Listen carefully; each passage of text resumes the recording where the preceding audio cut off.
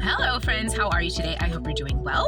Today I wanted to come to you to talk about resources and what I consider to be the most important things to me on a day-to-day basis, the most important resources after having lived what I would consider to be off-grid for many years. So because of the lifestyle that I've lived, if I were to build a conversion van or maybe like an off-grid sort of cabin, I know the things that would be the most important to me.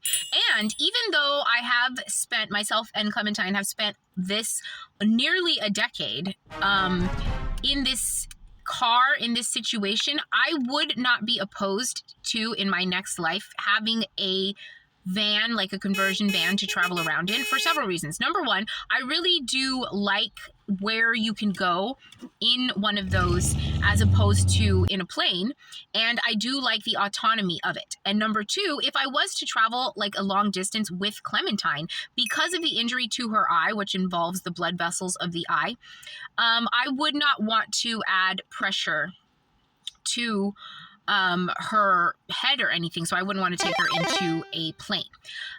So there are some things that I think would surprise you about what I would want in my conversion and what I think you could leave out or keep at a very rudimentary level.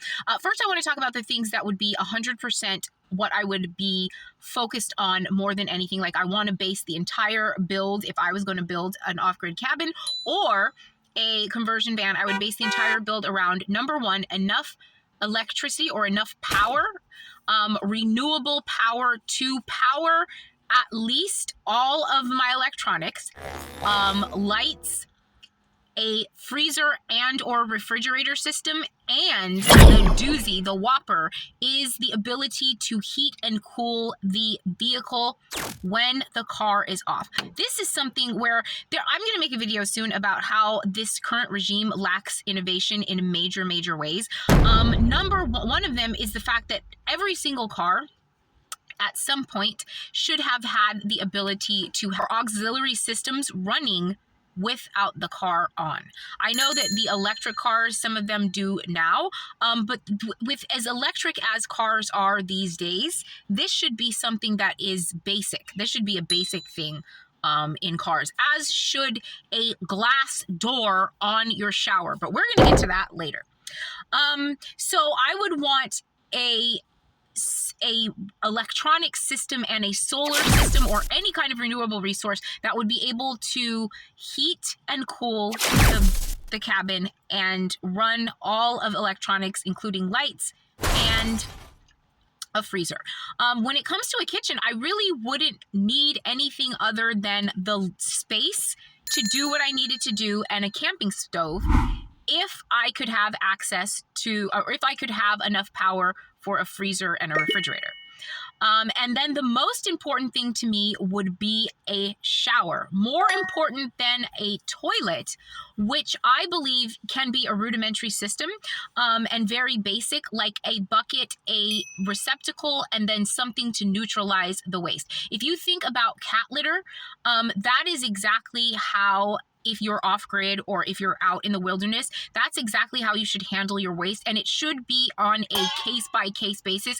I do not like the idea of having any sort of waste, human or otherwise, piling up in anywhere in my van, or in my area. I don't want a bucket of pee. I don't want a bag of poop or whatever it is. I don't want a giant thing, because a lot of those RVs and stuff, they just have this sewage thing that you have to then stick a hose to. That is so gross.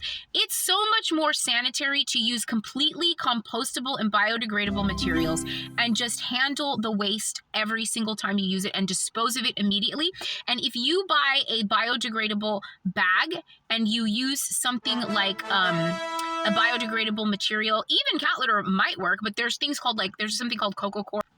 And if you use that stuff, even if you throw your waste away, number one, it's not going to smell. And number two, it's just going to completely disintegrate in the landfill. And that kind of organic waste actually helps to offset some of the other kind of waste that ends up in landfills, like plastics and things that give off chemicals. So as far as a bathroom is concerned, the most basic setup is the best one, in my opinion. And you can just put the entire little toilet area into the shower when you're not using it. And then as far as a kitchen, I wouldn't want anything more than just the space, a camping stove, and then the sink. I would want flowing water, but I wouldn't need anything more than like a foot pump to make the water flow. It doesn't have to be like a constant flow of water. And then I would want the receptacle just to be a basin where I could, once again, every single time I use it, just take the dirty water and pour it out. And then I would use environmentally friendly soaps and things so that I could just pour it into the street, pour it into the grass, pour it into the trees.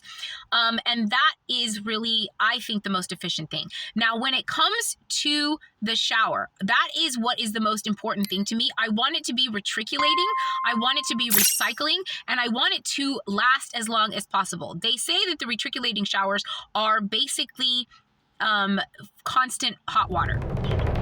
And I would also like some sort of recycling system so that I can constantly have a flow of water so that I don't have to carry too much water around. But honestly, for me, the most important thing is being able to get clean and being able to maintain a adequate and livable temperature.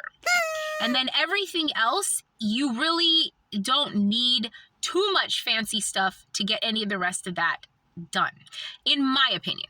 And I like to watch videos of people who do have conversions, and then they do a follow-up video like a year later and talk about what they would change. And so like 5 or 6 years later, after having lived in this situation, I know exactly what I would want and need. And I think it would be really a lot of fun to make one. And maybe I will very soon one day. All right, love you. Bye.